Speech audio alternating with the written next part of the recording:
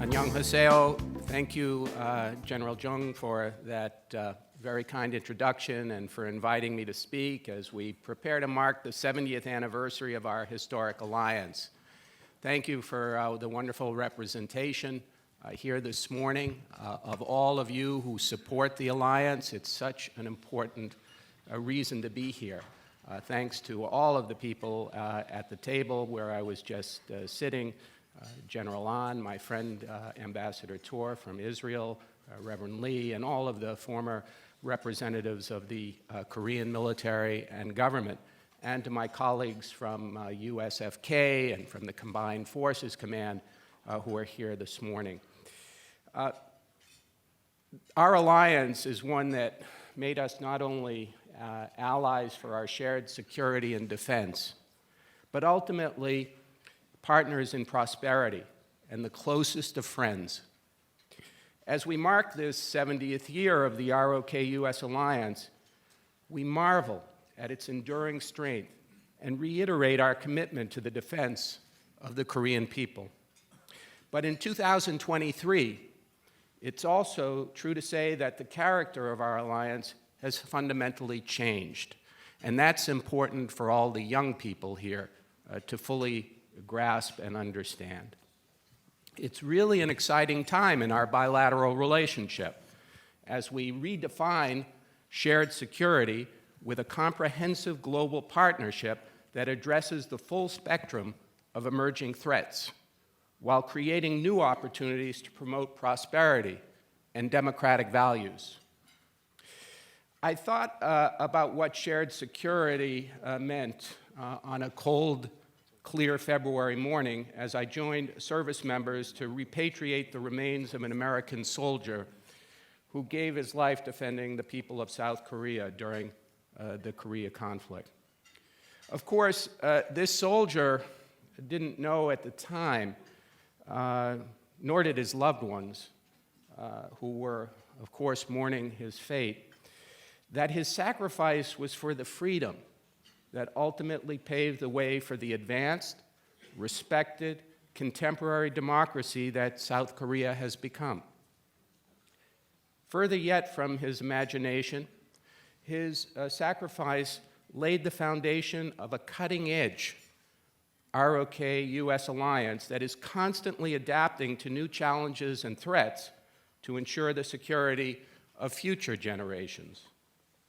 He had no reason to anticipate we would put a man on the moon, much less that we would partner with Korea, with the Korea he fought with, to pursue the peaceful exploration of space, as we're doing today. So now, a lifetime later, our shared goals incorporate every aspect of global security, sustainable development, technological advancement, and economic stability. I like to think that soldier who finally went home on that February day in 2023 would take pride in the alliance he helped create. Likewise, I want to believe that the hundreds of thousands of Koreans who made the ultimate sacrifice for their country would take pride in its role today as a global leader and strong partner to enhance collective security, preserve the rules-based economic order, and promote democratic values. Within a single generation, Korea evolved from a recipient of humanitarian assistance to a provider of it around the world. That's truly remarkable. The U.S. commitment to the defense and security of the Republic of Korea remains ironclad. And today, we're also inseparable partners in shared growth and prosperity. Korean soldiers who toiled in the trenches alongside those from the United Nations sending states never dreamed their children would continue to work together off the battlefield to build the world's 10th largest economy. Inspired by the determination and sacrifice of their forefathers and enabled by the security of our alliance, they rebuilt their country and became partners with the United States in trade, investment, and innovation. The United States is among Korea's largest trade and investment partners because leaders in business and industry see the mutual benefit in our bilateral economic cooperation, as do the Korean and American people. We owe it to those who came before us to sustain and nurture the alliance they built, to expand networks and partnerships between Koreans and Americans with shared interests, shared passions, and shared values. As we prepare for President Yoon and President Biden to meet for the state visit to commemorate the 70th anniversary of the US-ROK alliance, I'm sure many of you will take time to reflect on its legacy with a visit to the Korean War Veterans Memorial on the National Mall in Washington, D.C. It's a somber setting. Soon, though, the name of that soldier from the February repatriation ceremony here in Seoul will be etched into the wall of that moving memorial in the heart of our nation's capital. There's an inscription on the memorial's wall that reads, "Our nation honors her sons and daughters who answered the call to defend a country they never knew and a people they never met." What it doesn't say is that along the way, they went from being people who had never met to the best of friends. Out of the horrors of the war, irrevocable bonds and sincere affinity flourished. Americans who served in Korea in the 1950s and in the decades since grew to understand just how much we have in common. They fostered friendships deeply rooted in trust and mutual respect that today define the close bilateral relationship between the people of our two nations. Those ties from the fundamental fabric of our alliance, and they extend to every facet of business and industry, civil society, the arts, culture, and academia. They link communities, families, and friends. There is another line carved into the stone of the Korean War Veterans Memorial as well. It reminds us that freedom is not free. In the context of our alliance for the future, it serves as a caution. We cannot become complacent in all that we have accomplished. As we prepare to mark the 70th anniversary of the ROK-US alliance, we should also recall the words engraved on the ground in front of the War Memorial of Korea in Seoul: "If you want peace, remember war." Specifically, ensure peace by building a network of nations committed to defending democratic principles and the rules-based international order without resorting to violence and war. Today, as we face unprecedented threats and open aggression by authoritarian states, you just have to listen to the ambassador from Ukraine to understand the situation there and the aggression carried out by Russia. We're reaching out with our ROK allies to redefine and reinforce the future of our shared security with multilateral initiatives that touch on every aspect of global security. They include not only conventional defense, but also cybersecurity, the responsible use of space, crisis management and humanitarian assistance, health security, climate change mitigation, and much more.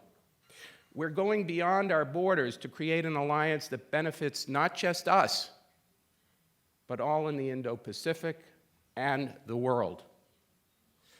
Our efforts to enhance global security go hand in hand with promoting prosperity. As allies, we want to provide people across the Indo-Pacific and elsewhere a chance to thrive, because we know that the world is a safer place for us all when others enjoy the same freedoms and opportunities we do. South Korea is an essential partner with the United States in diversifying supply chains and securing advanced technical production to bolster global economic security, as well as fostering sustainable development from South Asia to South America. We're focused on joint research and development initiatives tied to critical and emerging technologies, because our shared history of excellence in innovation should serve the global community. The world can count on American and Korean businesses and industries to work together, making continued progress in areas like the digital economy, biotechnology, quantum computing, artificial intelligence, and clean energy technology. Whether it's solar panels or electric vehicle batteries, our successful advancement to sustainable green economics is interdependent, and progress on mitigating global climate change requires our shared commitment. We're equally committed to helping other countries help themselves develop sustainability with the reliable infrastructure and human capital needed to build a better future. And because of our economic cooperation, which is rooted in shared values, we trust our companies to respect human rights in the countries where they work and hold them accountable if they don't. What a difference from some other countries. That's what it means to have an alliance among global leaders deeply committed to the principle that transparent, accountable government remains the best way to ensure lasting prosperity and peace. Together, we'll continue to strengthen the alliance for the greater good because we know that freedom isn't free. And the only way to avoid war is to actively invest in peace, stability, and security. I can't speak for all of those whose names are etched in the black granite on our memorials and to those lost in the Korean War, but my sense is that they would expect no less.